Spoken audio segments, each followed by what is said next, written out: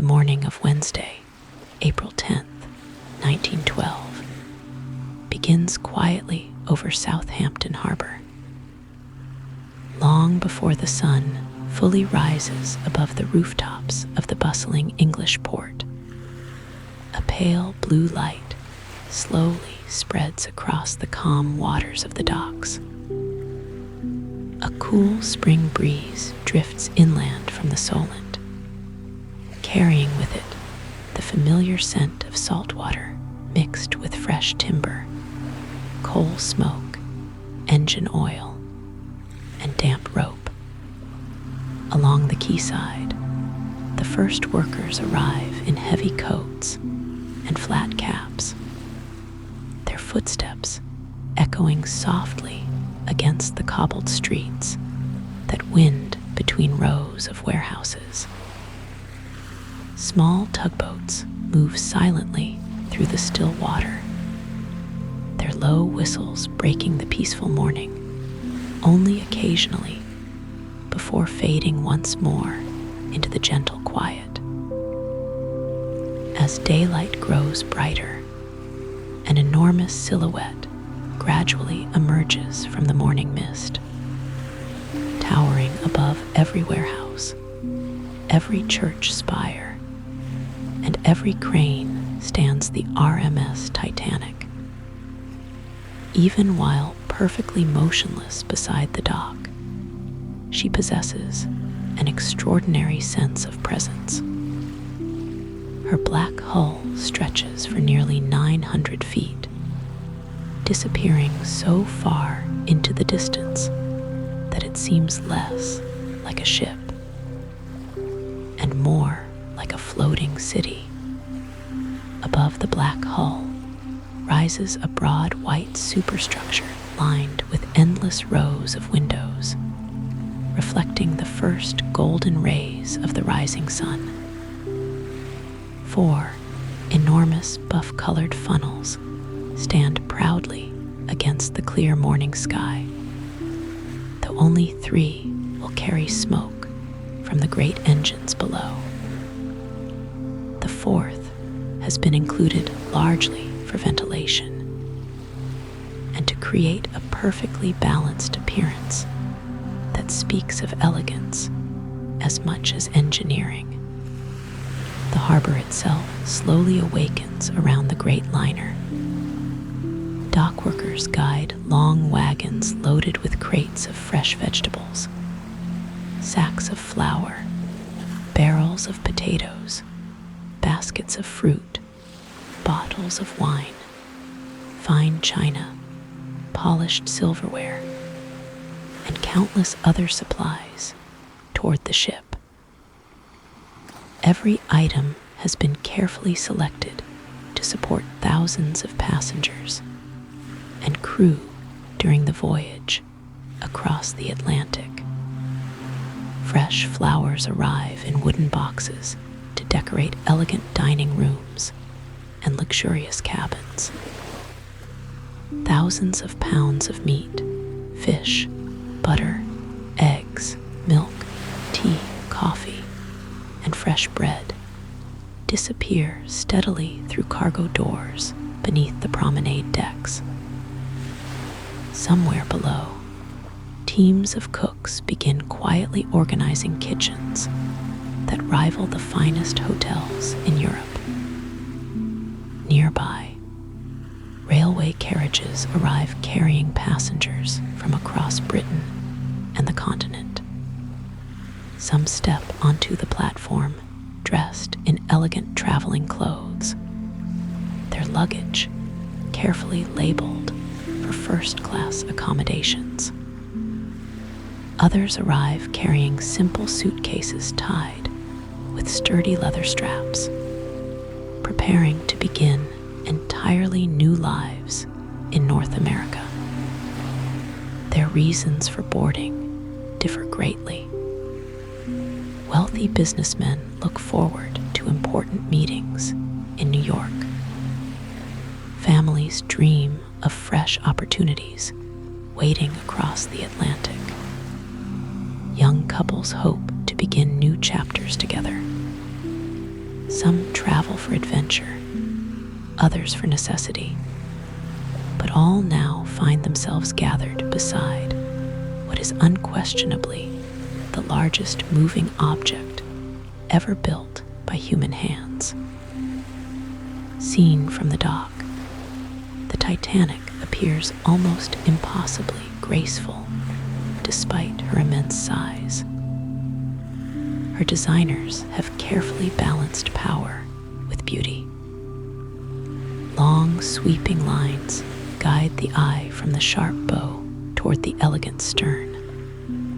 Rows of polished brass railings sparkle beneath the strengthening sunlight.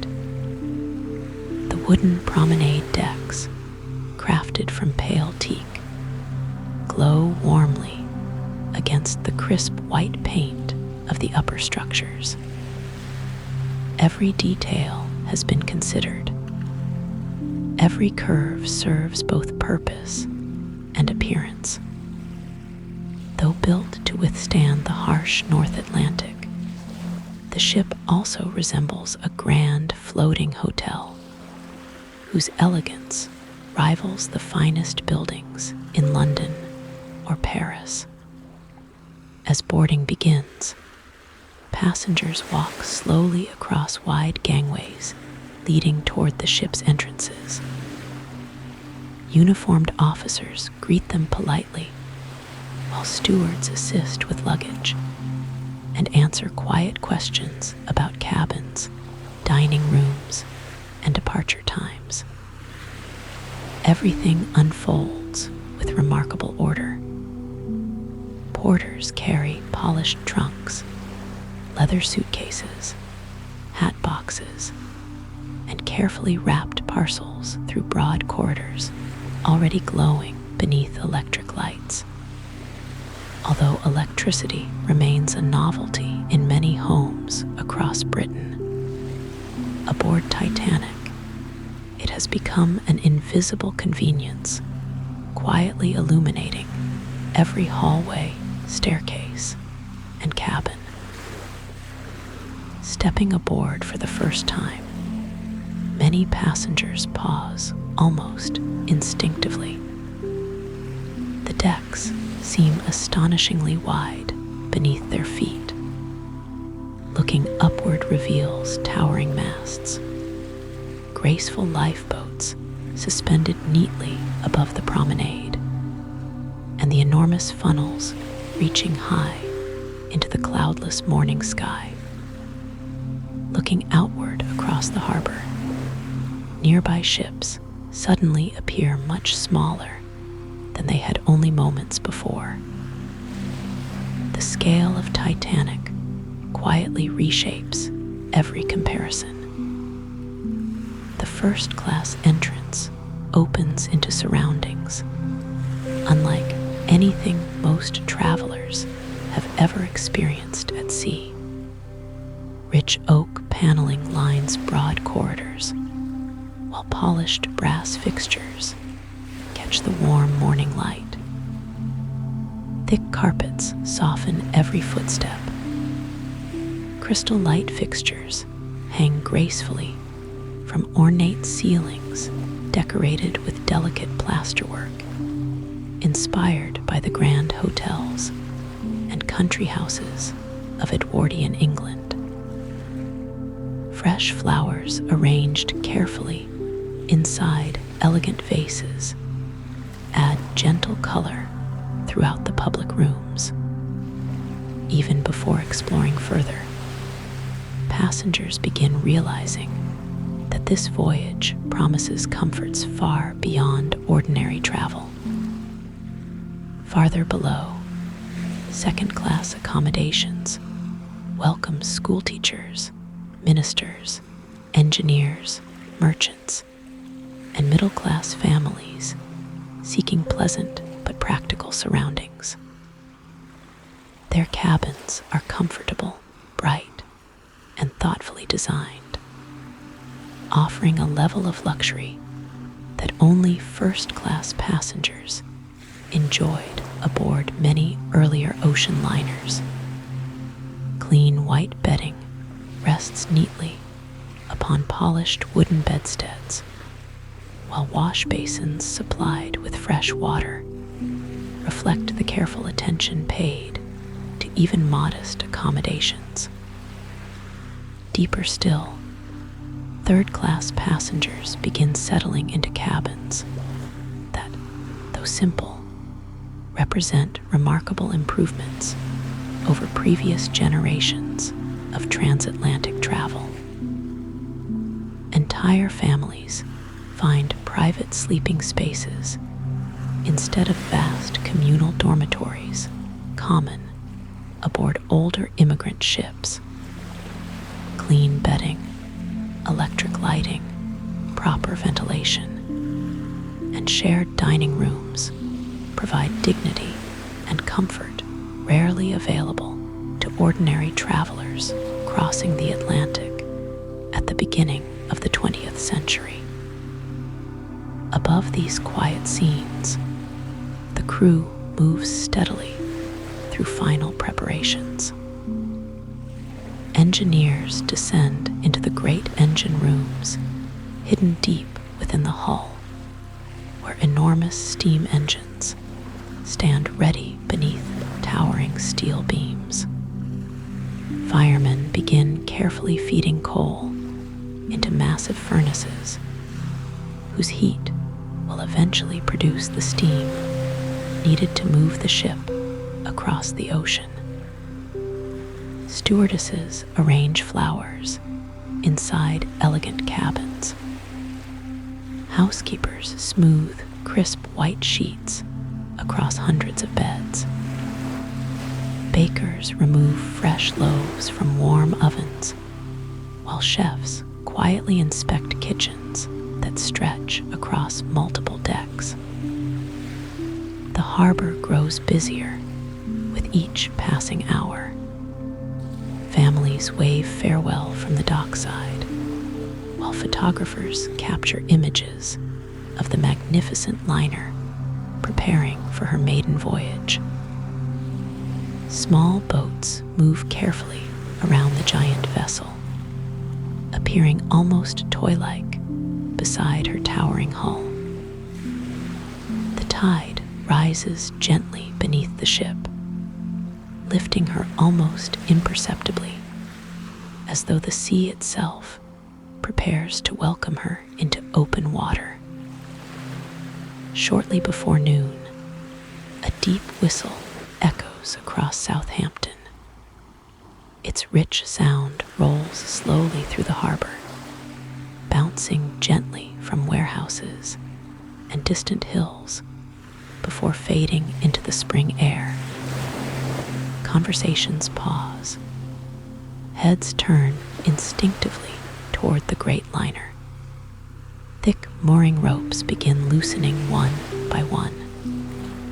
Tugboats position themselves carefully nearby, while officers upon the bridge exchange calm instructions. There is no rush. Everything proceeds according to carefully rehearsed routine. Very slowly, almost too slowly to notice at first, the Titanic begins moving away from the dock. Water swirls gently along the massive hull, while the enormous propellers deep beneath the surface begin turning for the very first time in open service. The distance between ship and shore grows steadily larger. Hats wave from crowded decks. Handkerchiefs flutter from balconies and promenade railings. Along the quayside, families continue waving until individual faces gradually disappear into the growing distance. As the Titanic glides gracefully through Southampton water, the spring sunshine reflects brilliantly from her polished windows. The city slowly fades behind her, while green English countryside begins appearing along the riverbanks ahead. Passengers lean quietly against the railings, breathing cool sea air and watching gulls circle effortlessly overhead. Some speak softly with new acquaintances. Others simply enjoy the peaceful movement of the ship beneath their feet. Few feel vibration from the great engines hidden below. Instead, the vessel seems to float almost effortlessly, moving with remarkable smoothness through calm water. Ahead lies the English Channel, followed by the broad Atlantic Ocean, stretching thousands of miles toward New York. The voyage has only just begun. The great liner moves forward with quiet confidence beneath a brilliant blue sky, her polished decks filled with anticipation, her engines beating steadily below, and the endless sea waiting patiently beyond the horizon. The first full afternoon aboard the Titanic unfolds with remarkable calm. The gentle vibration of the great engines deep below the waterline is almost impossible to notice unless one stands perfectly still and pays careful attention. To most passengers, the movement of the ship feels less like sailing and more like drifting across an endless polished floor. Outside, the English Channel stretches peacefully beneath a bright spring sky, while gulls continue following the great liner for many miles before eventually turning back toward the coast. The sea remains unusually calm, reflecting soft white clouds that drift slowly overhead, and every gentle swell slides effortlessly beneath the immense hull without disturbing the quiet rhythm that has already settled aboard.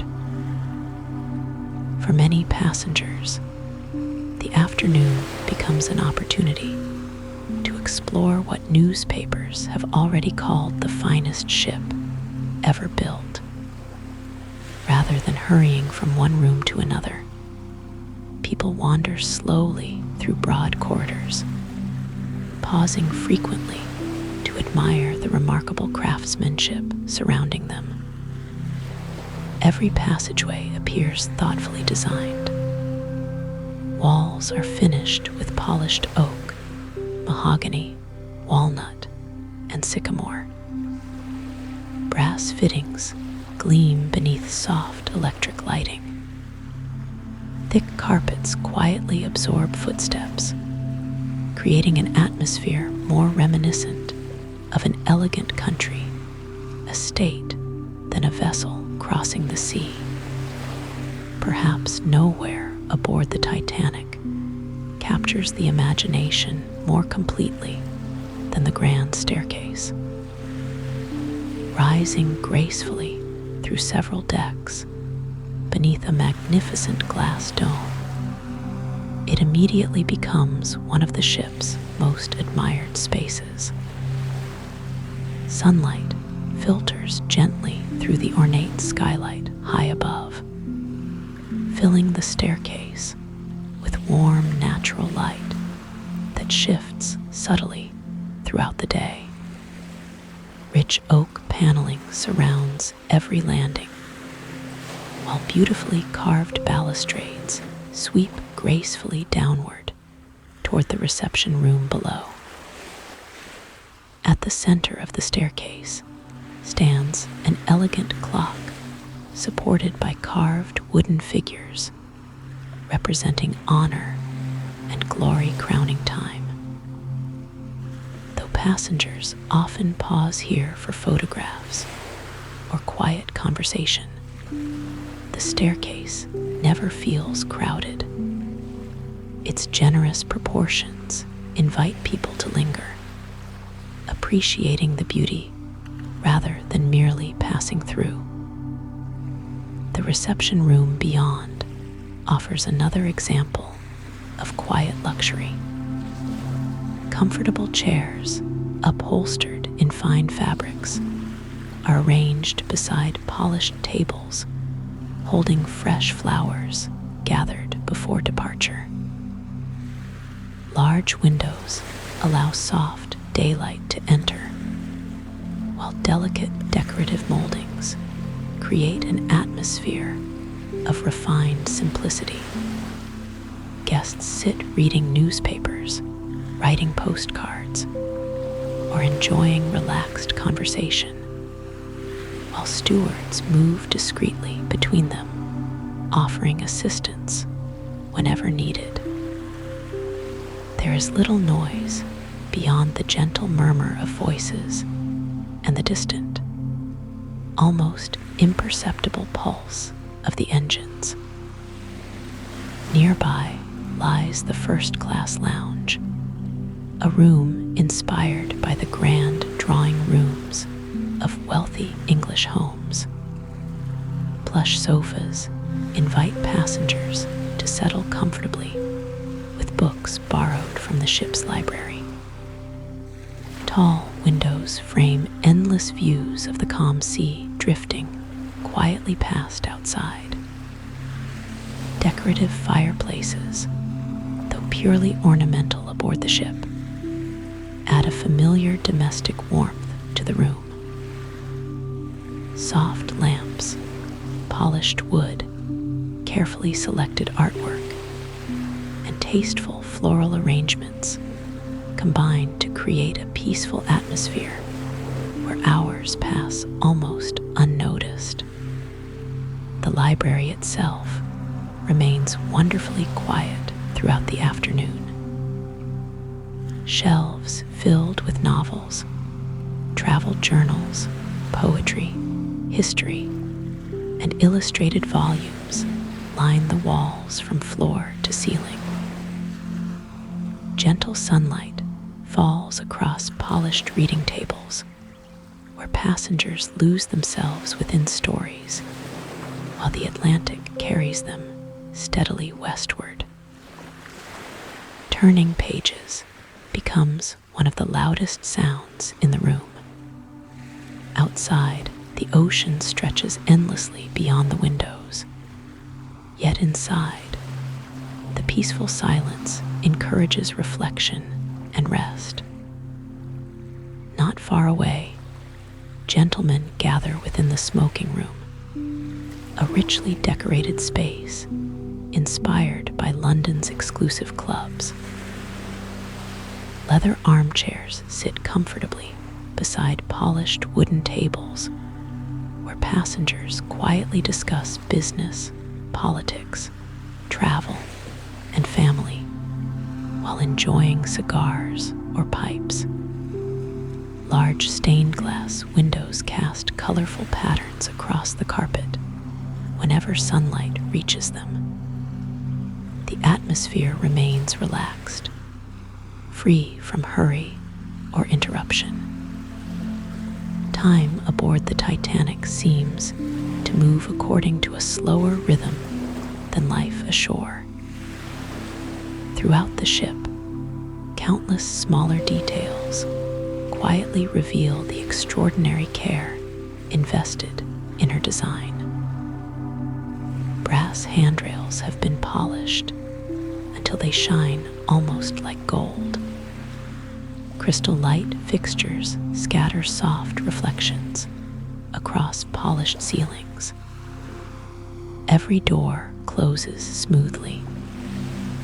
Every corridor remains brightly illuminated by electric lighting, powered far below by the ship's massive generators. Fresh flowers appear throughout public spaces, replaced whenever necessary to ensure they always look their finest. Even the air itself feels remarkably fresh, thanks to an advanced ventilation system, constantly circulating clean air throughout much of the vessel. Above, the broad promenade decks become increasingly popular as the afternoon continues. Passengers wrapped in light coats stroll leisurely along the wide teak walkways while enjoying the cool sea breeze. Deck chairs arranged in neat rows invite travelers to sit quietly beneath wool blankets, watching the endless Atlantic gradually replacing the familiar coastline, now fading far behind. Some carry books. Others simply watch the waves sliding gently past the ship's hull. Every few minutes, another seabird glides effortlessly beside the liner before disappearing into the distance. Children quickly discover their own quiet adventures aboard. Along the sheltered sections of the promenade, they chase one another beneath the watchful eyes of parents seated nearby. Their laughter drifts softly across the open deck before blending into the gentle sound of wind moving through the rigging and lifeboat davits overhead.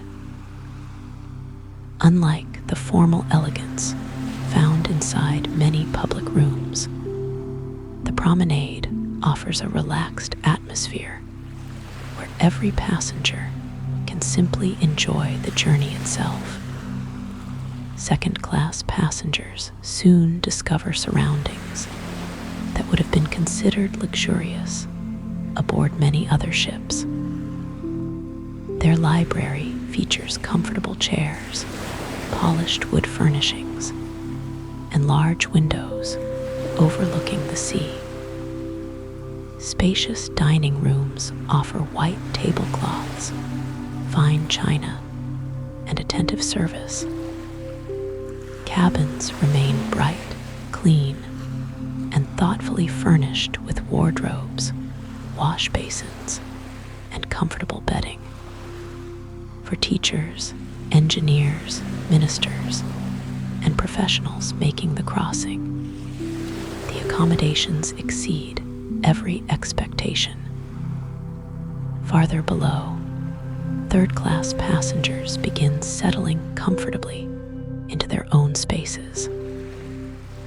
Entire families unpack modest belongings, while children explore bright corridors, unlike the crowded immigrant ships of previous decades.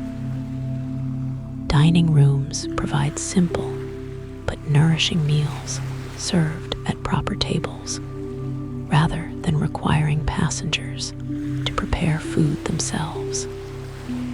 Fresh bread, soup, vegetables, meat, tea, and fruit become regular parts of daily life. Though far less extravagant than first class, these accommodations represent an enormous improvement in comfort and dignity compared with earlier Atlantic crossings. Meanwhile, hundreds of crew members quietly ensure every detail continues operating smoothly. Stewards carry luggage to cabins, while housekeeping staff maintain spotless corridors. Bellboys deliver messages between passengers. Bakers continue producing fresh bread deep within the kitchens, while laundry workers begin washing linens using modern equipment hidden below deck. Every task unfolds with remarkable precision, yet most passengers notice very little of this invisible effort. The greatest compliment to good service is often that it appears effortless. As afternoon gradually turns toward evening, the Atlantic remains astonishingly calm. The Titanic moves through the water with quiet confidence, her enormous size allowing her to glide smoothly over gentle swells that might have unsettled much smaller vessels.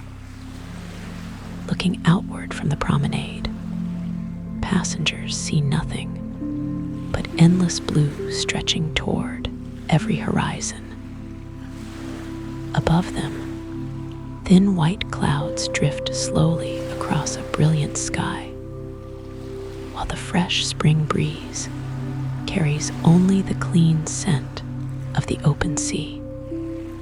As the sun begins descending toward the western horizon, warm golden light spreads across the polished teak decks and gleaming white railings. The ship herself seems to glow beneath the soft evening sky. Long reflections shimmer across the calm Atlantic, while the first electric lights begin quietly illuminating the elegant interiors. Somewhere inside the ship, a pianist begins playing gentle melodies that drift softly through nearby corridors. For everyone aboard, the voyage has only just begun. The great liner continues steadily westward, carrying thousands of people toward New York, while surrounding them with comfort, craftsmanship, and quiet elegance, unlike anything the world has ever seen before. The first full morning at sea arrives with remarkable serenity. Long before most passengers awaken, the Titanic continues her steady westward course across the open Atlantic. The great ship moves so smoothly that many sleeping in their comfortable cabins scarcely notice they are aboard a vessel at all. Deep below the waterline, the enormous engines maintain their gentle rhythm, producing a faint, steady vibration that seems almost comforting rather than mechanical.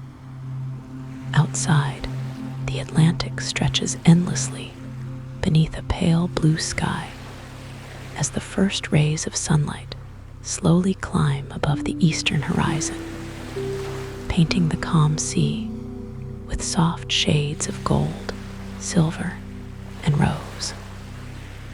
Stewards quietly begin their morning routines, while the corridors remain peaceful. Polished brass fixtures catch the early sunlight streaming through portholes. Fresh flowers placed throughout the ship still appear vibrant after the cool night. Thick carpets soften every footstep as uniformed staff move silently through the elegant hallways, delivering hot water, fresh towels, and newspapers that had been printed before departure. Everything aboard follows an almost invisible schedule, carefully designed so that comfort appears effortless. Inside first-class cabins, sunlight filters gently through large windows or portholes, creating warm patterns across polished wooden furniture. Rich mahogany wardrobes, brass bed frames, crisp white linens, embroidered cushions, and beautifully carved dressing tables give each room the atmosphere of a luxury hotel rather than an ocean liner. Some passengers wake naturally with the sunrise, opening their curtains to discover nothing but endless blue stretching in every direction. Others remain asleep a little longer, lulled by the quiet motion of the Atlantic beneath the ship. The aroma of freshly baked bread soon begins drifting upward from the vast kitchens located deep within the vessel. Alongside, it comes the comforting scent of brewed coffee, tea, warm butter, and sizzling bacon.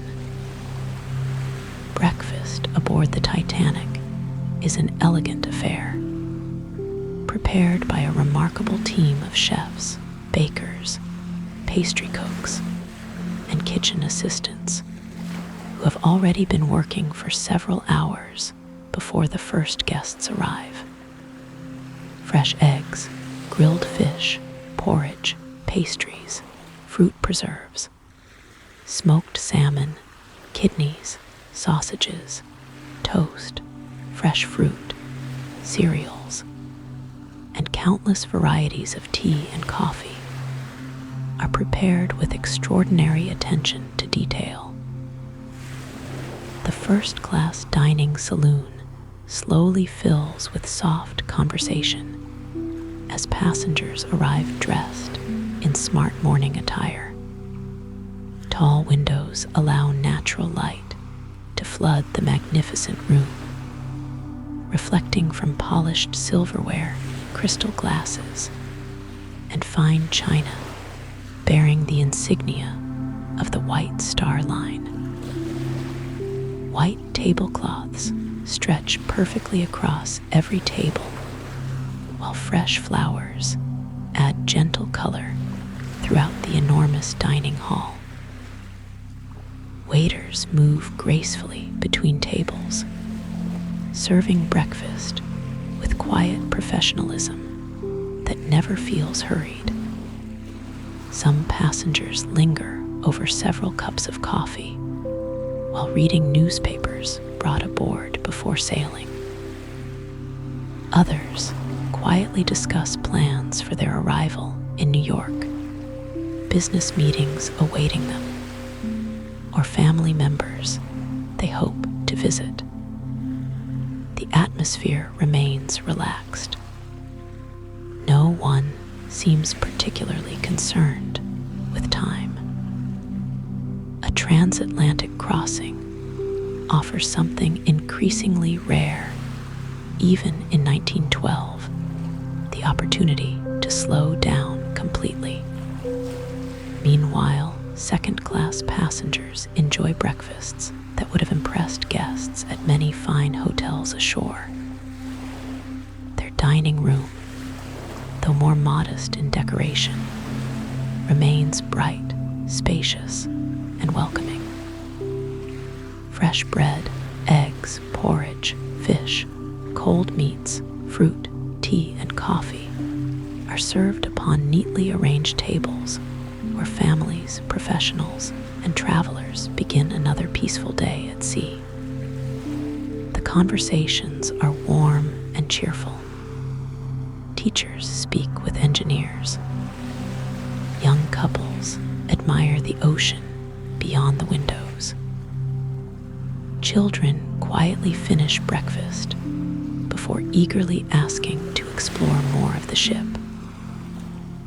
Below, third-class passengers gather inside surprisingly comfortable dining rooms where hot meals are served at proper tables rather than requiring travelers to prepare food themselves, as had often been necessary aboard older immigrant ships.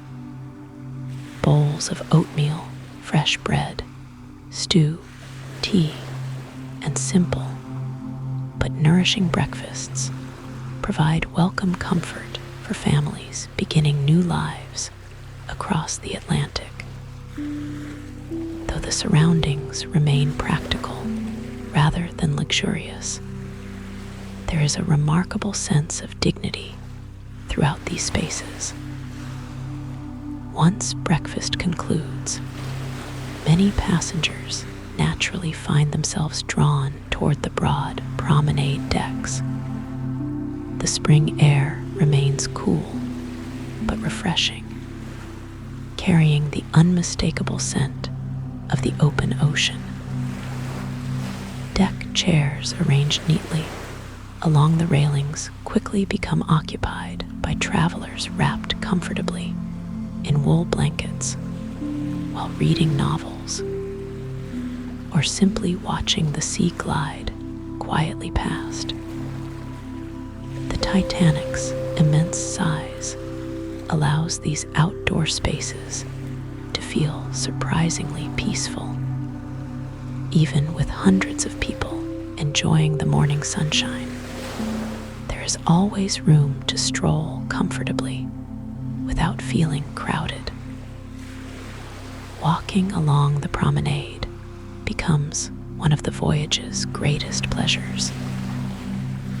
The polished teak decking feels warm beneath the morning sun, while white-painted railings frame uninterrupted views of the Atlantic. Looking forward reveals the graceful sweep of the bow, cutting effortlessly through calm water, producing long ribbons of white foam that drift gently outward before disappearing behind the ship. Looking aft reveals a broad wake stretching endlessly toward the eastern horizon, gradually dissolving into the smooth blue sea until no trace of the ship's passage remains. Children quickly transform the promenade into a place of quiet adventure. Some race carefully beneath the watchful eyes of parents seated nearby. Others lean over the railings, hoping to spot dolphins or seabirds. Their excitement remains gentle rather than noisy, blending naturally with the peaceful atmosphere surrounding the ship. Every now and then, a steward smiles warmly while helping a young passenger locate an especially comfortable deck chair or offering directions toward another part of the vessel. Throughout the morning, musicians quietly rehearse inside elegant public rooms. Gentle piano melodies drift through nearby corridors, while members of the ship's orchestra carefully prepare for evening performances.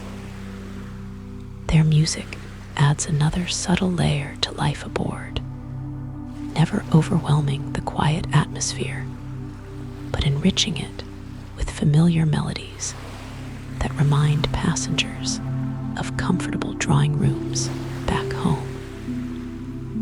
Far below these peaceful scenes lies another world entirely. Hundreds of crew members continue working with remarkable precision to keep every system operating flawlessly. Engineers monitor enormous steam engines whose polished connecting rods rise and fall with hypnotic regularity. Electric generators quietly provide power to thousands of lights throughout the vessel. Freshwater pumps, ventilation systems, refrigeration equipment, and countless other machines perform their tasks almost invisibly. Most passengers never think about these extraordinary systems, yet every comfortable moment they experience depends upon their silent reliability.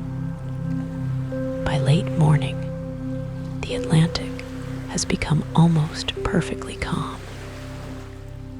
The sea resembles polished blue glass, interrupted only by the gentle movement of the Titanic herself.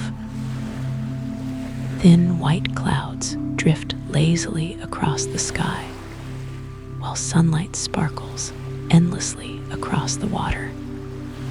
A small group of dolphins suddenly appears alongside the ship, swimming effortlessly beside the enormous hull before racing ahead of the bow.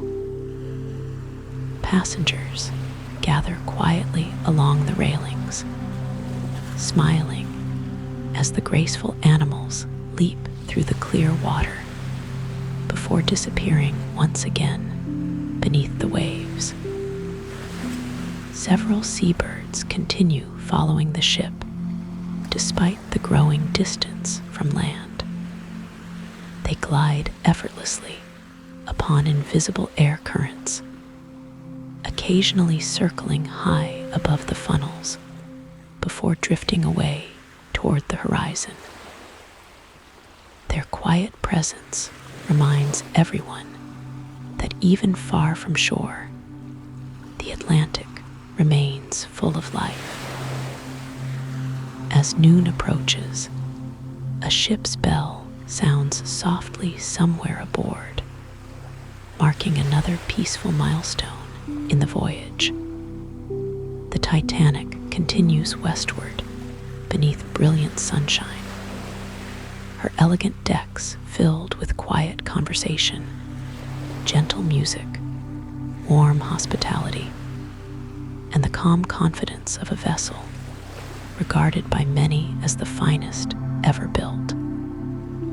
Surrounded by endless sea and open sky, life aboard settles into a comforting rhythm where every hour flows naturally into the next, inviting passengers simply to relax, breathe deeply, and enjoy the remarkable journey, unfolding one peaceful day at a time. While most passengers spend the afternoon enjoying the sunshine upon the promenade decks or relaxing inside elegant lounges, another world exists far below their feet. Hidden beneath layers of polished wood, luxurious carpets, crystal chandeliers, and beautifully furnished cabins lies the remarkable heart of the Titanic. It is a world rarely seen by travelers, yet every comfortable moment experienced above depends entirely upon the quiet work taking place deep within the enormous steel hull. Here, engineering replaces decoration, and the steady rhythm of powerful machinery quietly keeps the great liner moving westward across the Atlantic. The journey downward begins through a series of increasingly narrow stairways where polished oak gradually gives way to painted steel bulkheads and practical wooden floors. The air becomes noticeably warmer with every deck descended. Soft music drifting from elegant lounges fades behind the steady pulse of machinery that grows stronger, yet never harsh. Instead of perfume and polished furniture, the atmosphere carries the clean scents of warm steel, fresh oil, coal dust, steam, and machinery, carefully maintained by hundreds of skilled hands. The Titanic is often remembered for her beauty, but equally remarkable is the engineering hidden beneath her graceful exterior. Measuring nearly 900 feet in length and weighing more than 46,000 tons, she represents one of the greatest technological achievements of the early 20th century. Every beam, every rivet, every pipe, and every engine has been carefully designed to work together with extraordinary precision. Even today, more than a century later, engineers continue to admire the remarkable craftsmanship that made such a vessel possible. Deep within the hull stretches a long series of boiler rooms, unlike anything most passengers could imagine.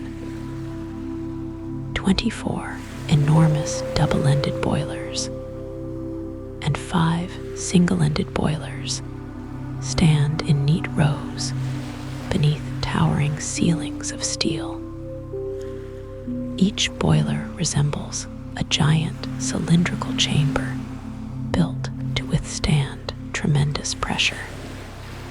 Together, they contain 159 furnaces where coal burns continuously, heating vast quantities of water until it transforms into powerful steam.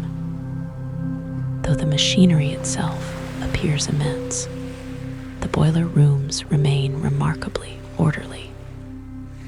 Every pipe follows carefully planned routes overhead. Every valve sits exactly where engineers expect to find it. Every gauge quietly reports pressure, temperature, and flow with dependable accuracy.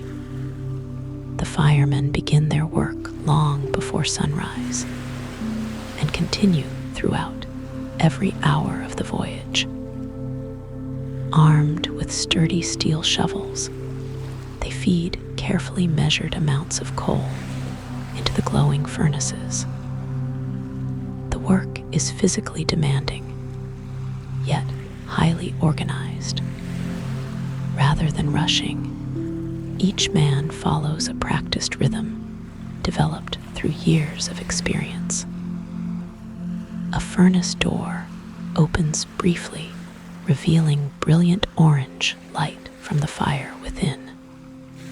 Fresh coal disappears into the glowing chamber before the heavy iron door closes once again.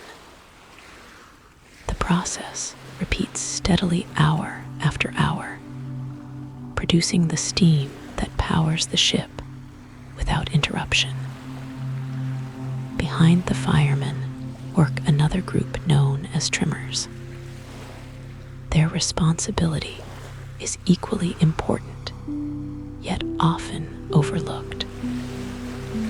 Thousands of tons of coal fill enormous bunkers surrounding the boiler rooms. Using shovels and wheelbarrows, the trimmers carefully move coal toward the firemen whenever supplies begin running low. Their efforts ensure every furnace continues operating efficiently. Though few passengers ever hear of them, these quiet workers form an essential part of the great vessel's daily life. The warmth generated within the boiler rooms contrasts sharply with the cool spring air outside upon the promenade decks. Temperatures here often rise dramatically, yet powerful ventilation systems help circulate fresh air throughout the machinery spaces. Large fans turn steadily overhead, while carefully designed air ducts draw warm air away from the furnaces. Even in these challenging conditions, order remains constant. Every man understands his task. Every shift follows an established routine. Beyond the boiler rooms lie the enormous reciprocating steam engines. Standing several stories high, they appear almost architectural in their scale. Polished connecting rods rise and fall with graceful regularity, while massive pistons move smoothly inside precision-machined cylinders. Rather than producing loud mechanical noise, the engines create a deep, steady rhythm that becomes almost hypnotic after a few moments. Every movement follows another with remarkable precision. Heavy steel components, weighing many tons, seem to glide effortlessly through carefully controlled motion, transforming steam pressure into the steady turning of the propeller shafts far beneath the ship. The Titanic possesses not one but three great propellers. Two large wing propellers are powered by the reciprocating engines, while a central propeller receives power from an advanced steam turbine positioned farther aft. Together, these enormous bronze propellers rotate steadily beneath the Atlantic, gently pushing the great liner forward with surprising smoothness. Their motion remains completely hidden beneath the water, yet every mile of the voyage depends upon their quiet work. Engineers constantly monitor every aspect of these remarkable machines. Brass gauges line the walls, displaying steam pressure, oil flow, temperature, and countless other measurements. Small adjustments are made calmly whenever necessary. Lubrication points receive careful attention. Bearings are inspected regularly. Every sound, vibration, and movement becomes familiar to experienced engineers who quickly notice even the slightest change. Good engineering is often invisible precisely because careful maintenance prevents problems before they begin.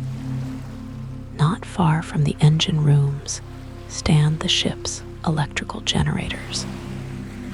These powerful machines quietly produce electricity for thousands of light bulbs distributed throughout the Titanic. Electric lighting illuminates elegant dining rooms, broad corridors, luxurious cabins, staircases, kitchens, reading lamps, elevators, and public spaces throughout the vessel. In 1912, many homes still relied upon candles, oil lamps, or gas lighting. Yet aboard Titanic, electric illumination had become a quiet symbol of modern comfort. The ship also produces its own fresh water. Large evaporators convert seawater into clean freshwater used for washing, cooking, bathing, and laundry. Pumps move this water through an intricate network of pipes, reaching nearly every corner of the vessel. Hot and cold running water is available throughout much of the ship, an extraordinary luxury for its time. Like so many other systems aboard Titanic, this remarkable achievement remains largely unnoticed by passengers who simply enjoy its convenience. Farther along the lower decks lies the enormous galley complex. Here dozens of chefs, bakers, pastry cooks, butchers, vegetable preparers, and kitchen assistants work together in remarkable harmony.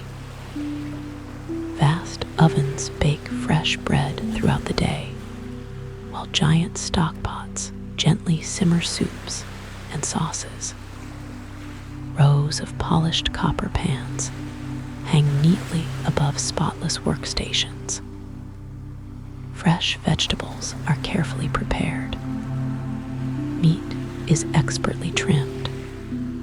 Cakes, pastries, and desserts emerge from warm ovens, carrying delightful aromas that drift quietly through nearby passageways. Nearby, the bakery produces thousands of fresh bread rolls, loaves, biscuits, and pastries every day. Dough rises patiently inside warm proofing rooms before skilled bakers shape each loaf by hand. The comforting scent of fresh bread spreads gently through portions of the lower decks, offering one of the few reminders to the engineering crew that luxurious dining rooms exist only a short distance above. Elsewhere, the ship's laundry operates with equal efficiency. Steam-powered washing machines clean enormous quantities of linens, towels, tablecloths, napkins, uniforms, and bedding each day. Crisp white sheets returned to passenger cabins each evening owe their freshness to the quiet labor taking place deep within these hidden spaces.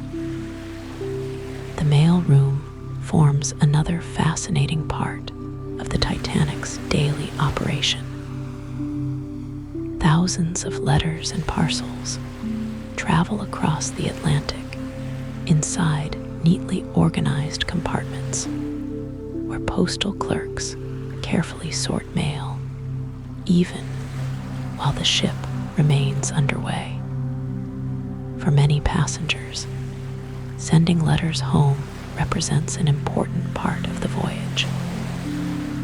Every envelope passing through these rooms carries personal stories, family news, business correspondence, or simple greetings bound for distant destinations. As evening approaches, the engineering spaces continue operating with the same steady precision that has guided the Titanic since leaving Southampton. Steam flows smoothly through polished pipes. Engines turn without hesitation. Boilers produce quiet, dependable power. Electric lights begin glowing throughout the ship above, illuminating elegant staircases and luxurious dining rooms, while deep below, hundreds of dedicated crew members continue their work almost entirely unseen. Most passengers will never visit these remarkable spaces, nor will they fully appreciate the extraordinary effort required to move a floating city across the Atlantic.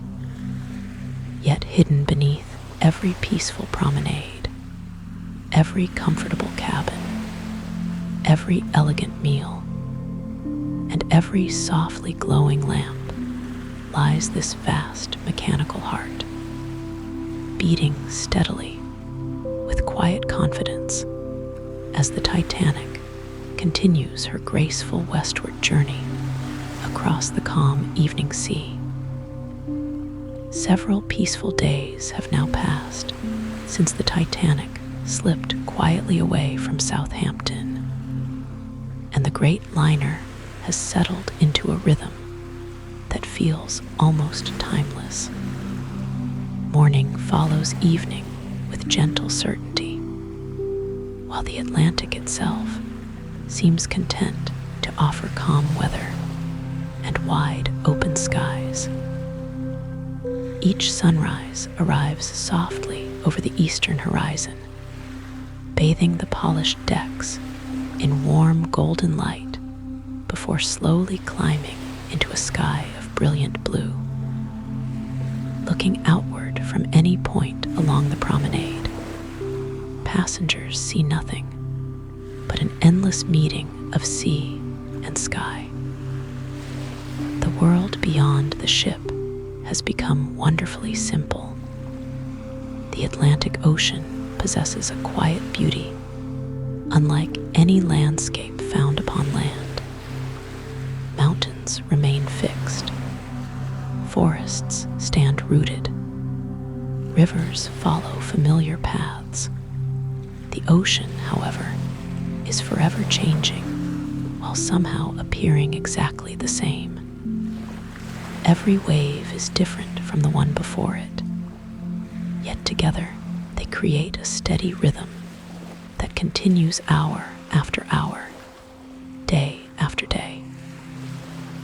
Watching the water for even a few minutes becomes surprisingly relaxing. Gentle swells rise beneath the bow before slipping quietly along the great black hull and disappearing into the long white wake stretching far behind the ship. The Titanic moves through this immense blue world with remarkable grace. Her enormous weight seems almost impossible to believe while watching her glide so effortlessly across the sea. From the promenade deck, passengers often lean comfortably against the polished white railings, quietly observing the water flowing past only a few feet below. The sound is soft and constant, a gentle whisper as the Atlantic parts before the bow and closes once again behind the stern. It is a sound that soon becomes one of the most familiar companions of the voyage. Throughout the morning, the ocean reflects the changing light with astonishing beauty. Shortly after sunrise, the surface glows with delicate shades of gold and pale silver. By late morning, brilliant sapphire blues dominate every direction, while tiny reflections sparkle endlessly wherever sunlight touches the waves. During the afternoon, scattered clouds drift lazily overhead, their soft white forms mirrored perfectly upon the calm water below. Sometimes it becomes difficult to distinguish where the sky ends and the sea begins. The weather remains unusually kind. A gentle breeze carries cool, clean air across the decks without becoming uncomfortable. Passengers strolling along the promenade often pause simply to breathe deeply. Far from factories and crowded cities, the Atlantic air feels wonderfully fresh. It carries only the scent of salt water and the faintest hint of the ship's polished timber, warmed gently by the sun. Every breath seems somehow quieter than those taken ashore. Many passengers develop simple routines that quickly become treasured parts of each day. After breakfast, they choose favorite deck chairs overlooking the endless horizon. Wrapped comfortably in blankets provided by attentive stewards, they read novels, write letters, knit, sketch the sea, or simply watch the gentle procession of waves. Conversation often fades naturally into comfortable silence as everyone becomes absorbed by the peaceful scenery unfolding around them. Occasionally, the Atlantic offers delightful surprises.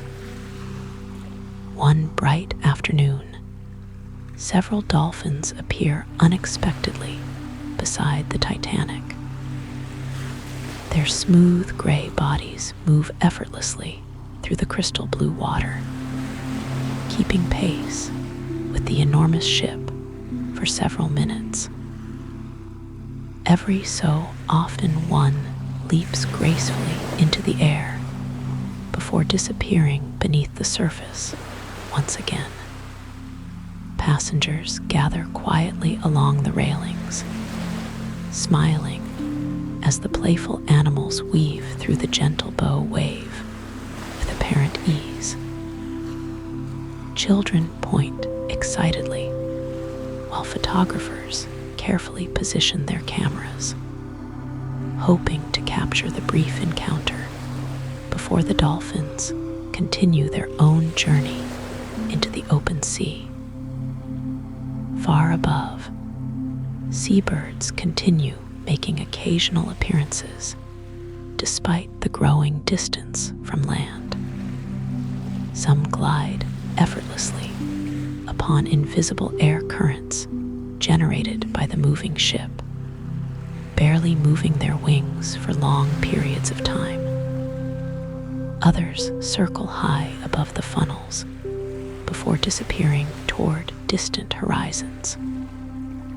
Their quiet presence reminds everyone that even in the middle of the Atlantic, life surrounds them in countless unseen forms.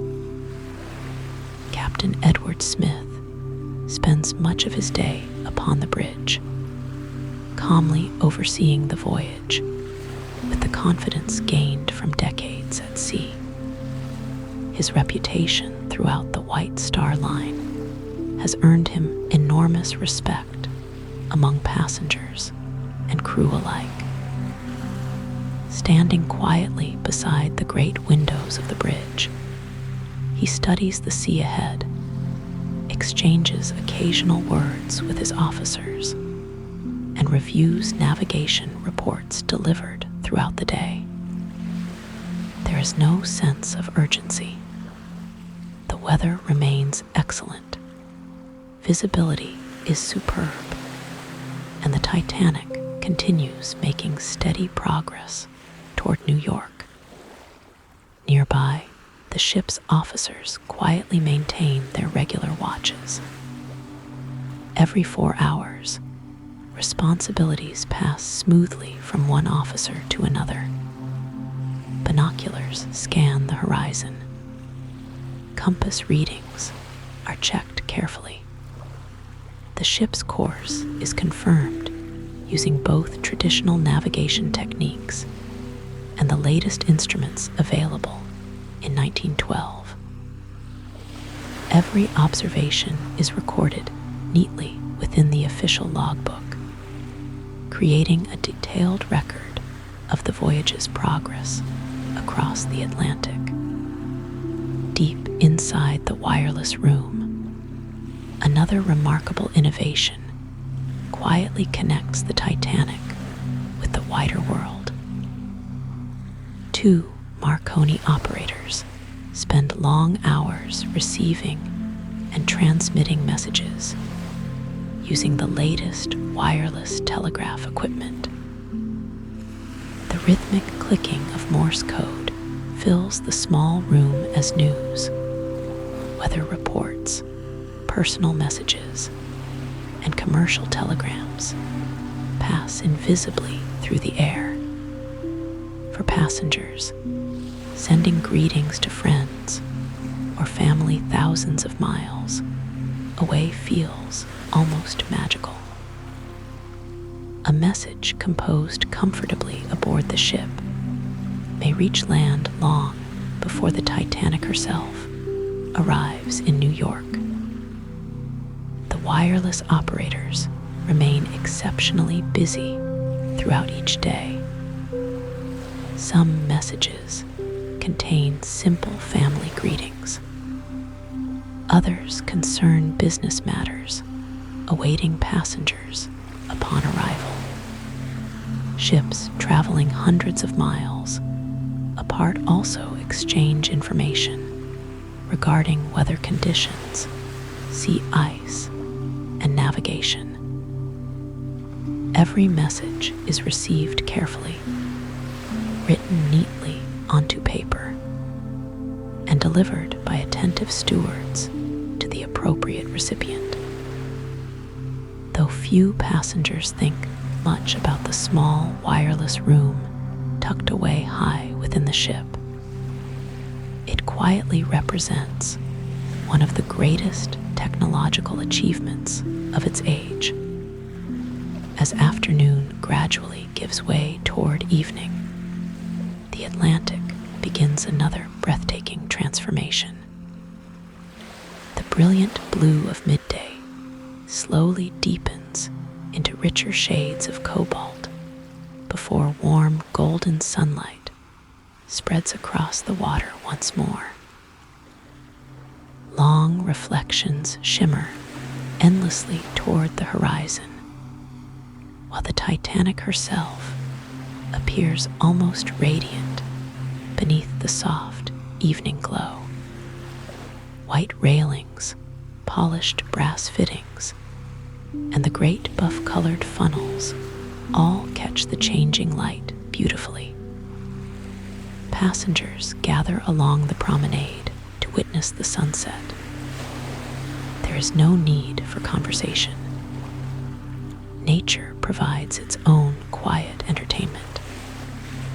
The sun descends slowly toward the western horizon, painting the sky with delicate layers of amber, rose, crimson, and lavender.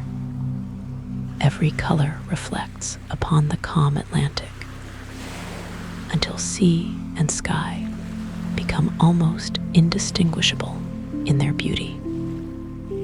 Some passengers remain standing long after the sun itself has disappeared, watching the final traces of daylight slowly fade into twilight. Evening aboard the Titanic possesses its own peaceful character. Electric lights begin glowing warmly behind elegant windows, while soft music drifts from the first-class lounge and reception rooms. Dinner preparations quietly unfold throughout the kitchens. Stewards move discreetly along polished corridors. Outside, however, the ocean remains wonderfully calm.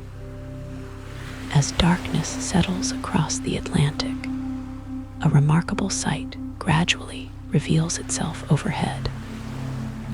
Far from the lights of cities, the night sky appears astonishingly clear. Thousands upon thousands of stars emerge one by one until the heavens seem filled with brilliant light. The Milky Way stretches gracefully across the sky like a luminous river flowing from horizon to horizon. Reflected faintly upon the calm sea below, the stars create the extraordinary illusion that the Titanic sails gently between two endless skies. The moon rises slowly, casting soft silver light across the Atlantic. Gentle swells shimmer quietly beneath its glow, while the great liner continues westward with steady confidence. From the bridge, officers maintain their peaceful watch. Below, passengers retire comfortably to luxurious cabins, where the quiet pulse of the engines and the gentle motion of the ship provide a soothing rhythm unlike any found ashore.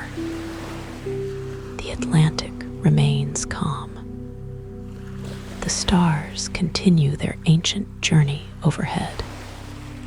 The Titanic glides silently onward through the cool spring night, surrounded by nothing but open sea, clear skies, and the quiet confidence of a voyage that still seems wonderfully ordinary.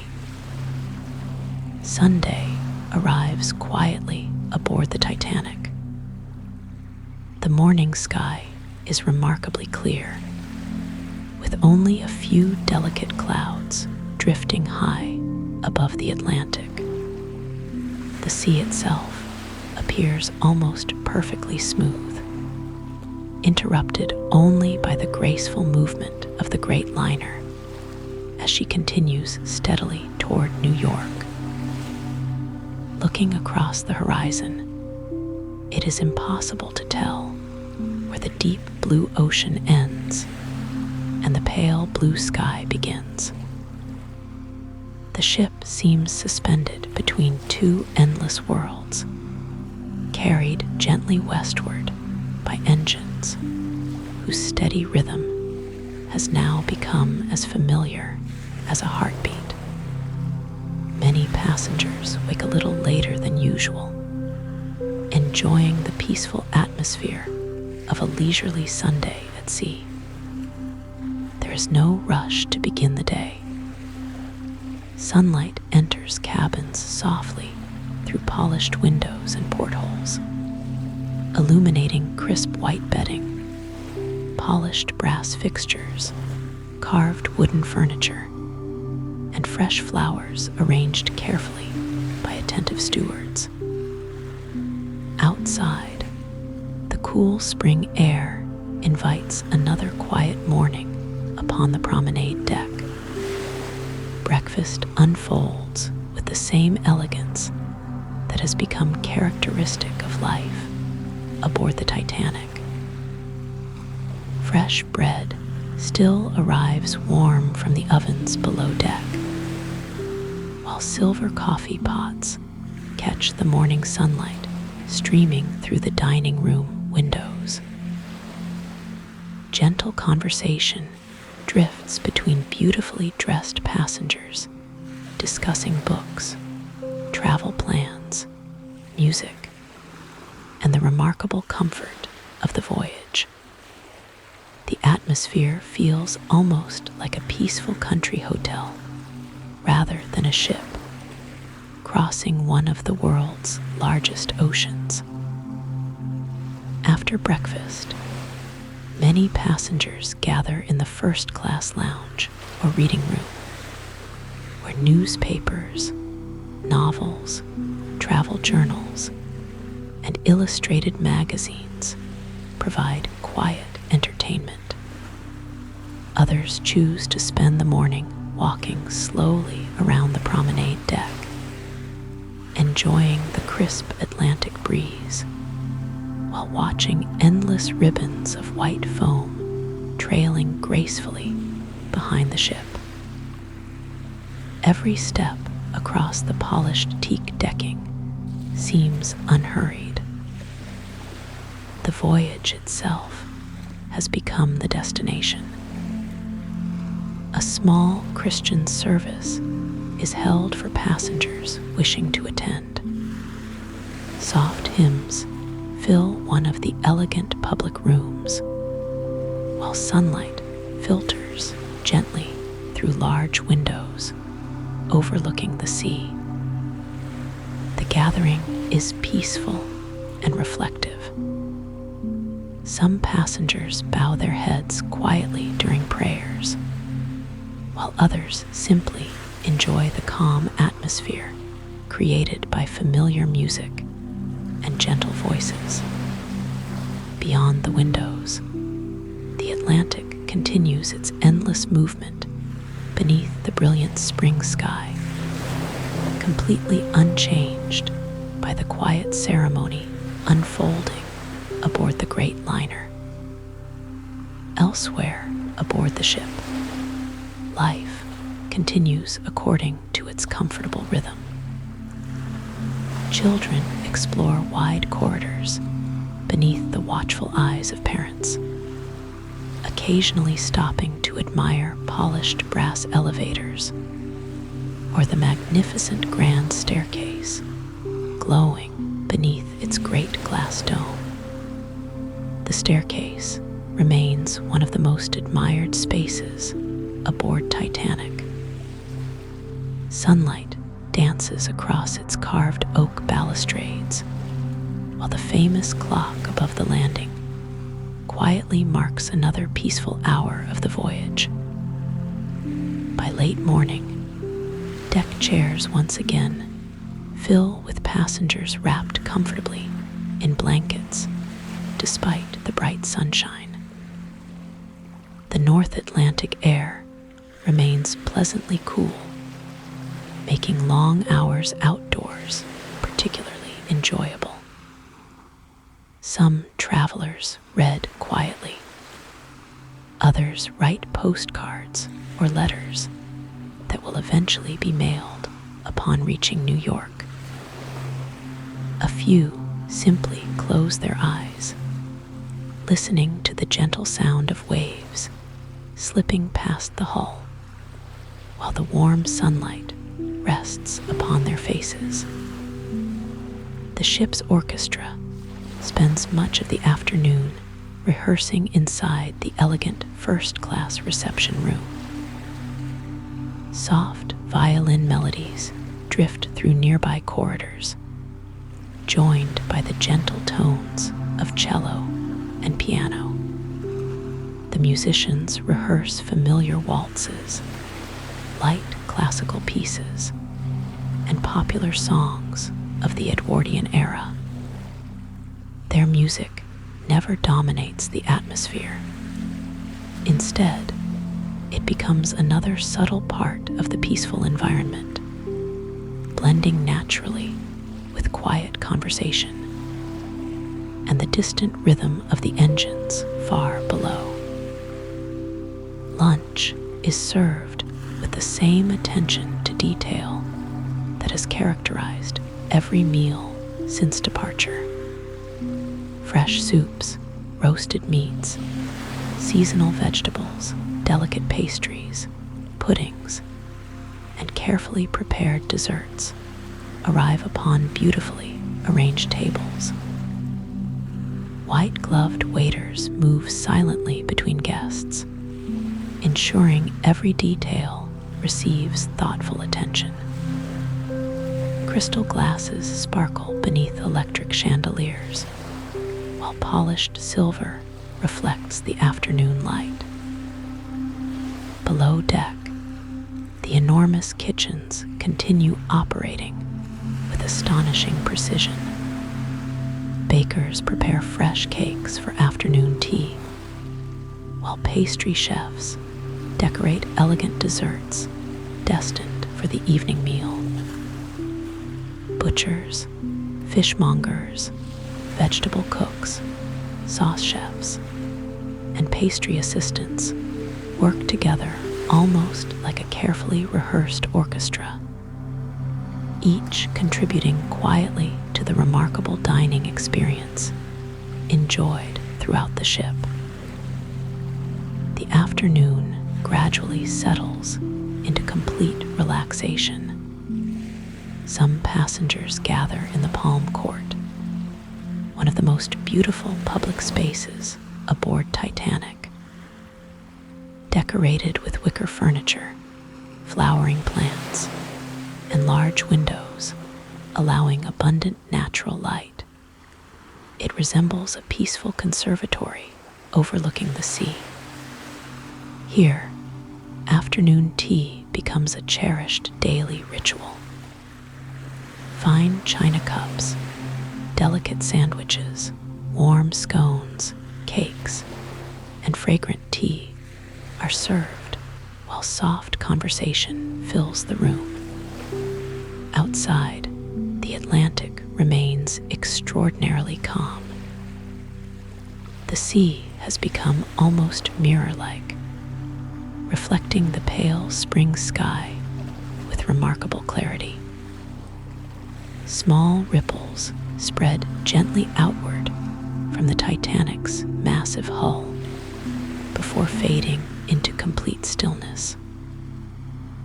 Officers upon the bridge quietly remark upon the unusual calmness of the water. Such peaceful conditions make the voyage especially comfortable for passengers, though experienced mariners know that an exceptionally smooth sea can sometimes make distant objects more difficult to distinguish after nightfall. As the afternoon slowly gives way toward evening, passengers begin preparing for dinner. Elegant gowns appear throughout the first-class corridors, while gentlemen dress carefully in formal evening attire. Stewards quietly assist wherever needed, pressing jackets, polishing shoes, arranging flowers, and ensuring every cabin appears immaculate before guests depart for the evening. The dining saloon glows warmly beneath hundreds of electric lights. Crystal chandeliers cast soft reflections across polished silverware, fine china, and white linen tablecloths. The evening menu offers an extraordinary selection of dishes prepared by some of the finest chefs serving aboard any ship in the world. Every course arrives beautifully presented, accompanied by attentive yet discreet service that allows guests to enjoy leisurely conversation throughout the meal. After dinner, many passengers gather once again inside the grand public rooms.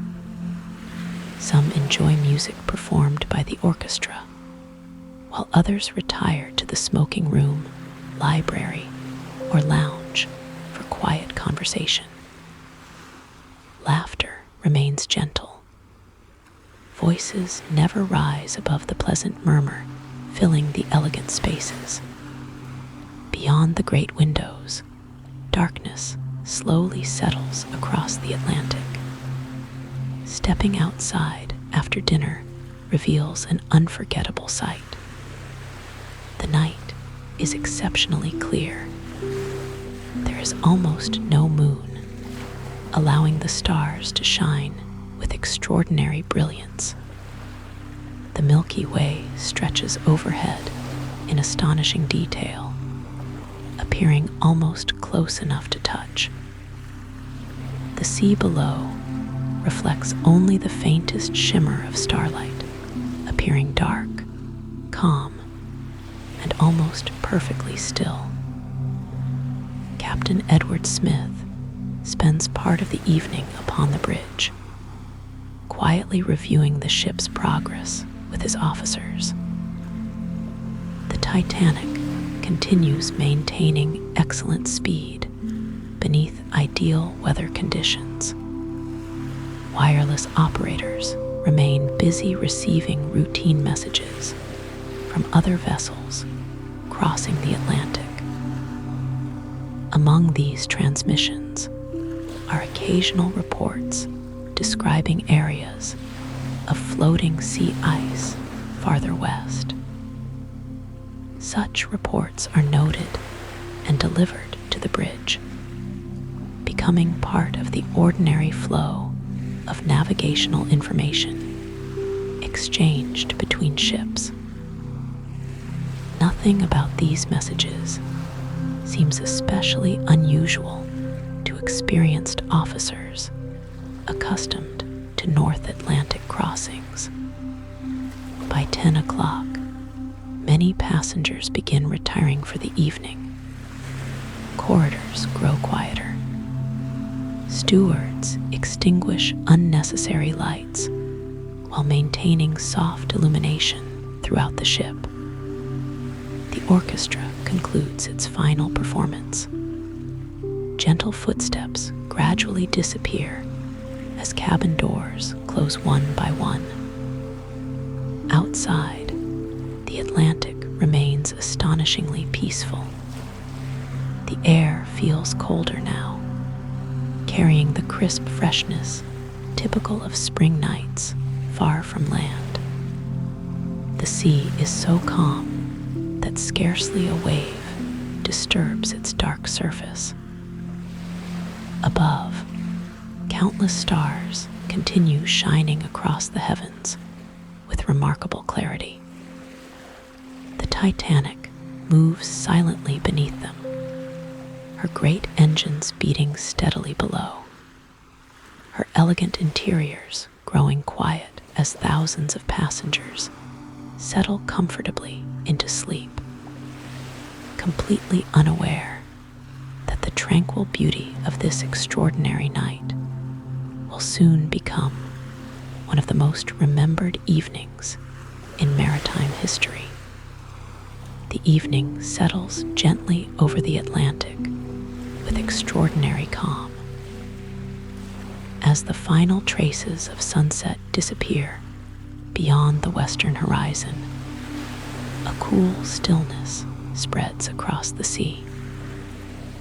The Titanic continues her steady westward course with quiet confidence, her great engines turning smoothly beneath the decks, while thousands of passengers gradually retire for another peaceful night. The enormous liner moves through the dark ocean with remarkable grace, leaving only a long ribbon of gently disturbed water fading silently into the darkness behind her. Inside the ship, warm electric lights illuminate polished corridors lined with carved oak panels and thick crimson carpets. Stewards quietly complete their final rounds, collecting empty tea trays, arranging fresh towels, and making certain every public room appears as elegant as it had throughout the day. The atmosphere aboard has become noticeably quieter. Laughter from the smoking room has softened into occasional conversation. The orchestra has finished its final performance of the evening. Books have been carefully returned to library shelves, and many of the comfortable chairs overlooking the sea now sit empty beneath softly glowing lamps. The grand staircase remains one of the few places where gentle movement continues. Beneath its magnificent glass dome, passengers descend slowly toward their cabins after lingering conversations with newly made friends. The famous clock above the landing reflects warm golden light across the polished oak balustrades, while crystal fixtures shimmer gently overhead. Every sound is softened by the rich carpets and elegant furnishings. Footsteps become almost whispers within the remarkable space. In first-class cabins, stewards prepare rooms for the night with practiced efficiency.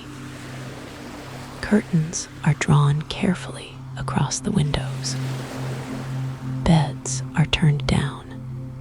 Fresh water is placed upon polished washstands, and lamps are adjusted to comfortable brightness. Many passengers spend a few quiet moments writing in travel journals before retiring. Others stand briefly beside their windows, gazing into the endless darkness where sea and sky have merged into one vast horizon beneath countless stars. Second-class accommodations gradually grow quiet as well. Families settle comfortably after another pleasant day at sea.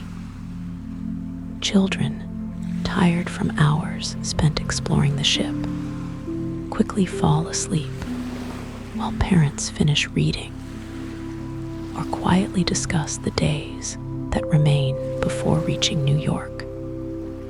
The gentle vibration of the engines has become strangely comforting, providing a steady rhythm that many passengers hardly notice anymore. Deep within third class, similar scenes unfold. Families preparing for new lives in America gather for final conversations before extinguishing their cabin lights. Some quietly share hopes for the future, speaking about jobs, homes, and opportunities waiting across the Atlantic. Others simply enjoy the peaceful stillness after another comfortable day aboard the magnificent liner. Though their surroundings differ greatly from those in first class, the quiet feeling of anticipation remains much the same. Far below every passenger deck, the engineering spaces continue operating exactly as they have since leaving Southampton. The enormous reciprocating engines rise and fall with calm mechanical precision. Steam flows steadily through polished pipes, while engineers quietly monitor pressure gauges, lubrication systems, and rotating machinery beneath bright electric lights. Nothing appears unusual. Every sound remains familiar. Every instrument reports normal operation. The boiler rooms continue glowing warmly beneath rows of carefully tended furnaces.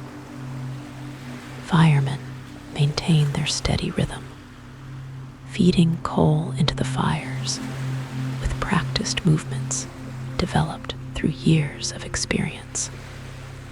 The work never stops, even while most of the ship sleeps peacefully above. Fresh steam continues flowing toward the engines, allowing the Titanic to maintain her smooth westward passage through the calm Atlantic night. High above the engineering spaces, the bridge remains brightly illuminated. Officers quietly carry out their regular duties beneath the clear night sky. The ship's compass is checked carefully. The course remains true. Lookouts continue their watch from the crow's nest high upon the forward mast, scanning the dark horizon ahead with patient concentration. The air has grown noticeably colder as the ship travels farther into the North Atlantic. Many aboard comment upon the crisp freshness of the evening breeze without giving it much further thought. One remarkable feature of the night attracts quiet admiration from everyone who steps outside. The sea is extraordinarily calm. There is almost no wind, and only the smallest ripples disturb the water surrounding the ship. Above, the heavens appear astonishingly clear. Without moonlight to soften the darkness, countless stars shine with exceptional brilliance. The Milky Way stretches across the sky in breathtaking detail, its pale glow reflected faintly upon the smooth Atlantic below. For passengers standing quietly along the promenade, the night possesses a peaceful beauty rarely experienced on land. There are no city lights upon the horizon, no distant villages, no passing automobiles, and no smoke drifting upward from factory chimneys. There is only the Titanic, the stars, and the endless Atlantic stretching silently in every direction. Many later describe this night as one of the clearest and most beautiful they have ever witnessed. In the wireless room, the two Marconi operators continue receiving messages from other ships crossing the Atlantic. Their equipment clicks steadily with the familiar rhythm of Morse code. Passenger telegrams remain their primary responsibility, though navigational information also arrives throughout the evening. Among the routine messages are several reports describing floating ice farther west. These warnings are written carefully, passed along to the bridge, and added to the growing collection of navigational information available to the officers. Such reports are a normal part of spring navigation across the North Atlantic, where ice carried southward from Greenland is often encountered. Captain Edward Smith spends part of the evening reviewing these reports before retiring for the night. He leaves clear instructions that he should be informed if conditions change or if visibility becomes poor. The weather, however, remains excellent. The sky is cloudless. The sea is calm. Visibility appears remarkable beneath the brilliant stars. There is little reason to expect anything other than another peaceful night. By 10:30, much of the Titanic has settled into complete silence. Dining rooms stand empty beneath softly glowing chandeliers. The library rests peacefully, with books neatly arranged upon polished shelves. The palm court sits quiet beneath decorative plants gently illuminated by electric lamps. Even the grand staircase, so lively during the day, now stands almost deserted beneath its magnificent dome. Outside, the Atlantic grows colder still. Officers upon the bridge notice the drop in temperature as they quietly continue their observations. Breath becomes faintly visible in the crisp night air. The water remains strangely smooth, almost glass-like beneath the stars.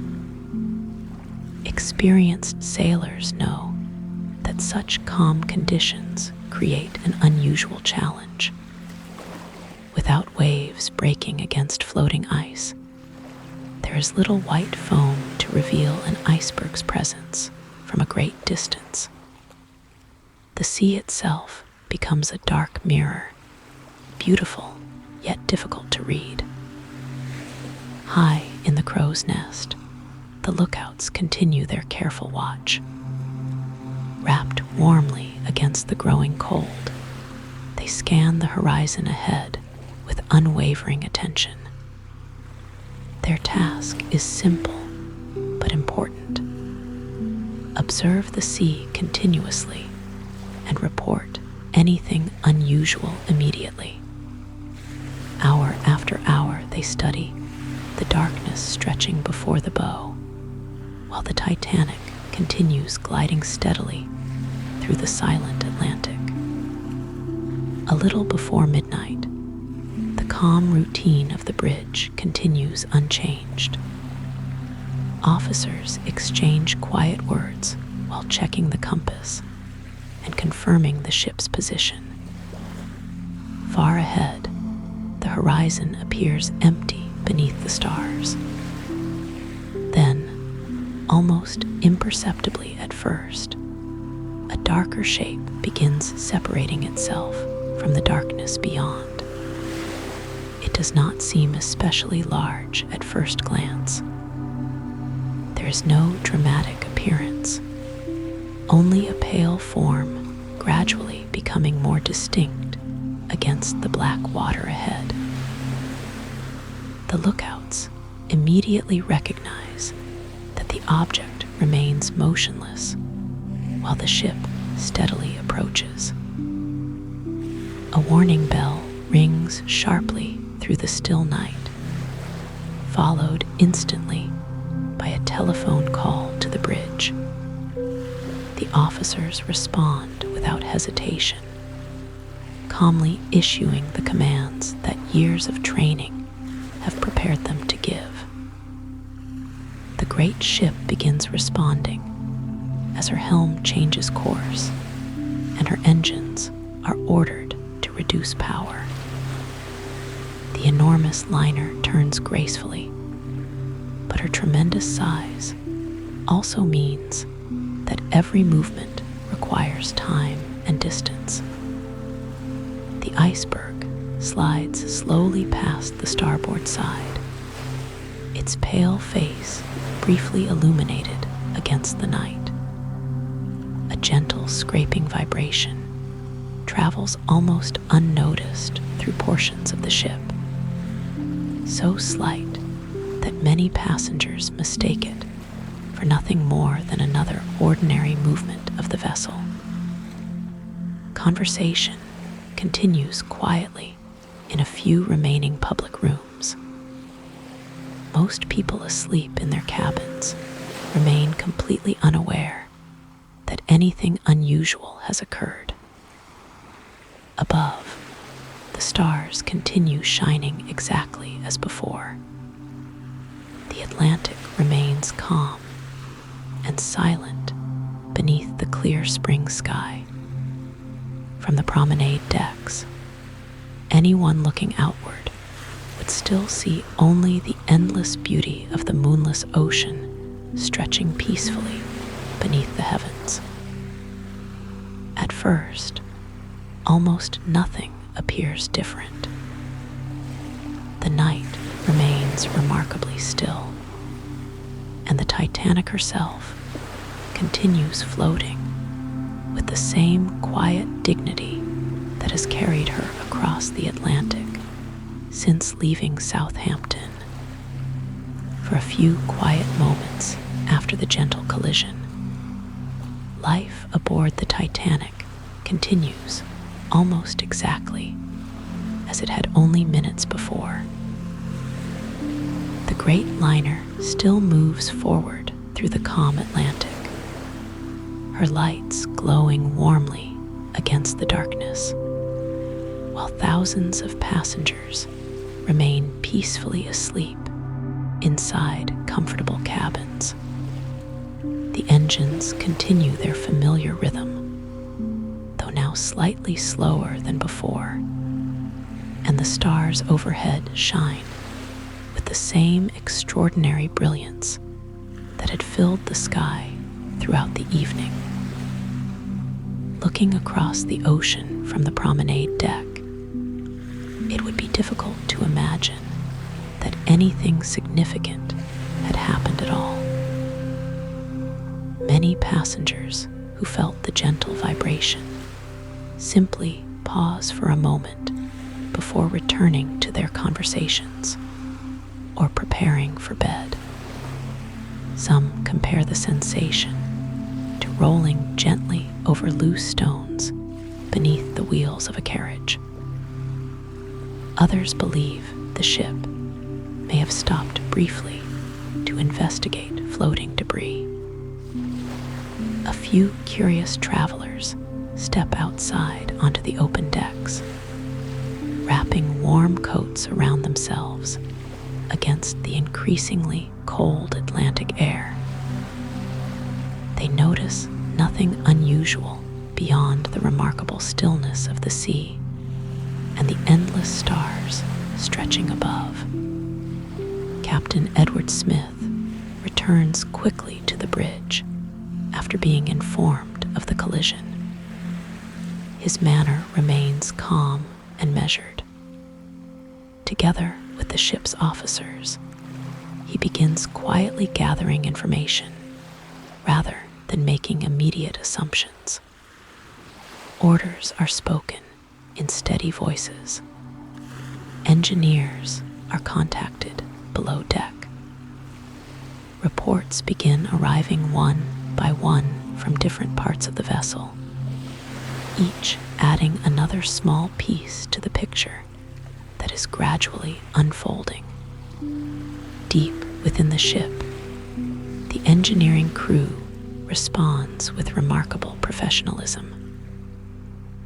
Water has begun entering several forward compartments, where the iceberg has opened narrow seams along portions of the hull below the waterline. The damage is not dramatic in appearance. There are no enormous holes visible inside the ship, no collapsing walls, and no violent flooding rushing through corridors. Instead, seawater enters steadily, quietly filling compartments designed to contain exactly such situations. Thomas Andrews, the ship's designer, begins carefully inspecting the affected areas alongside senior officers. His understanding of Titanic's construction allows him to evaluate the situation with clear, practical judgment. As he moves through the lower decks, examining reports from engineers and measuring the spread of water between compartments, he gradually reaches a conclusion that no one wishes to hear. The Titanic has been built with an advanced system of watertight compartments intended to improve safety at sea. Under many circumstances, this design would successfully keep the ship afloat. On this night, however, too many forward compartments have been breached. Water will eventually spill from one compartment into the next as the bow settles lower, overcoming the protective design. Above these hidden spaces, the peaceful atmosphere aboard continues for a surprising length of time. Electric lights remain bright throughout the ship. The orchestra's instruments rest quietly after the evening performance. Rich carpets still line elegant corridors.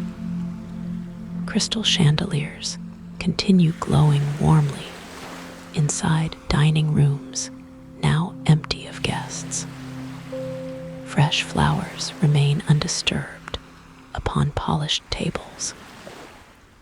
Looking through the public rooms, one sees only calm order and quiet beauty. The officers begin preparing lifeboats with calm efficiency.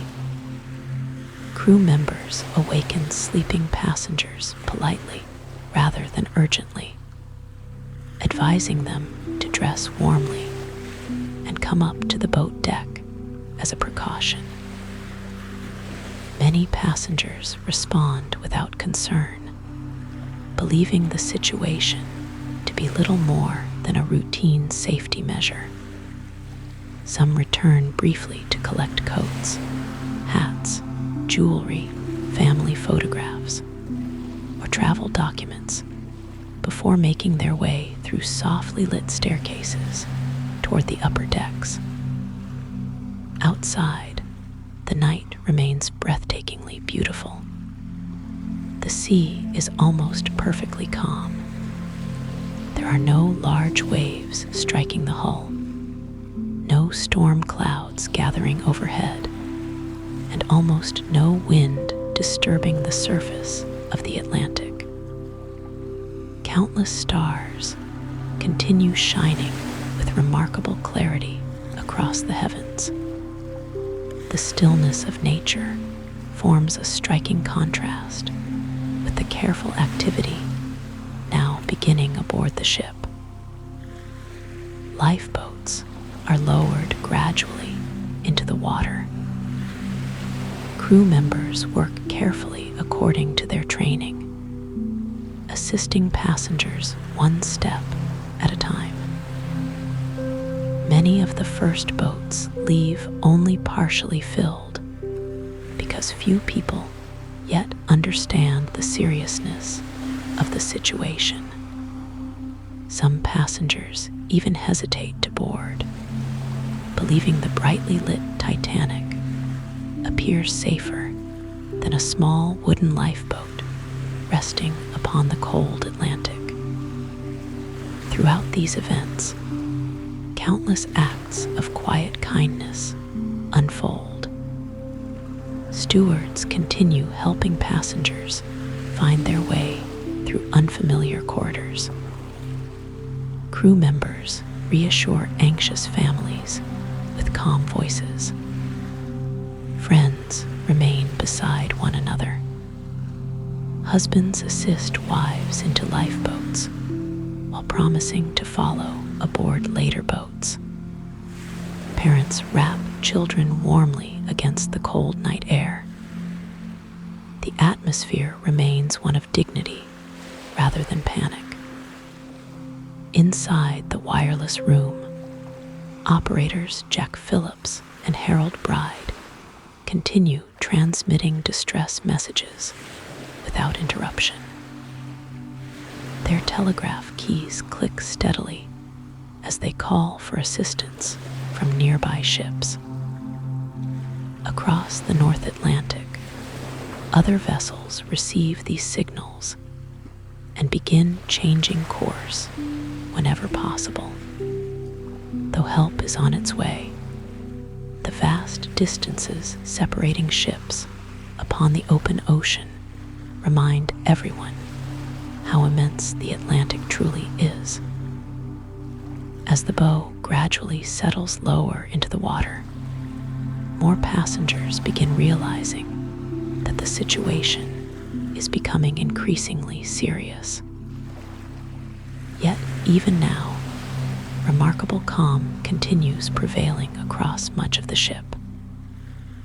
The orchestra gathers once again, choosing to perform gentle music that helps maintain a peaceful atmosphere upon the boat deck. Soft melodies drift into the cold night air, while lifeboats continue departing one after another beneath the brilliant stars. Time passes quietly. The angle of the decks becomes slightly more noticeable. The great funnels continue releasing faint clouds of steam into the crisp spring air, while lights still shine throughout much of the vessel. The Titanic remains astonishingly beautiful even during these final hours. Her graceful silhouette illuminated against the calm Atlantic, beneath one of the clearest night skies imaginable. Eventually, the sea reclaims the magnificent liner that had represented the very height of Edwardian engineering and elegance. Yet the story of Titanic is not remembered simply because a great ship was lost. It is remembered because it carried thousands of ordinary human lives, families beginning new journeys, crew members performing their duties with dedication, engineers maintaining extraordinary machinery, musicians sharing beautiful melodies, cooks preparing elegant meals, and travelers from many different countries brought together for a single remarkable voyage.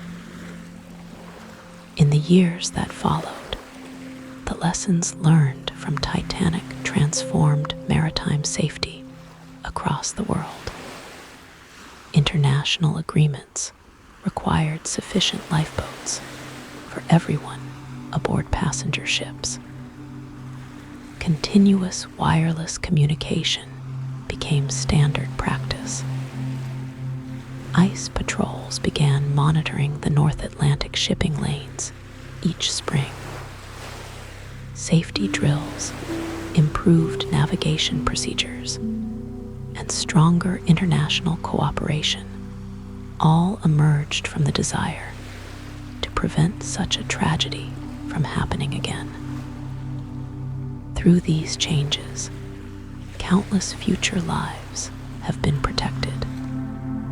Today, more than a century later, the Titanic rests peacefully upon the floor of the North Atlantic, nearly 2.5 miles beneath the surface.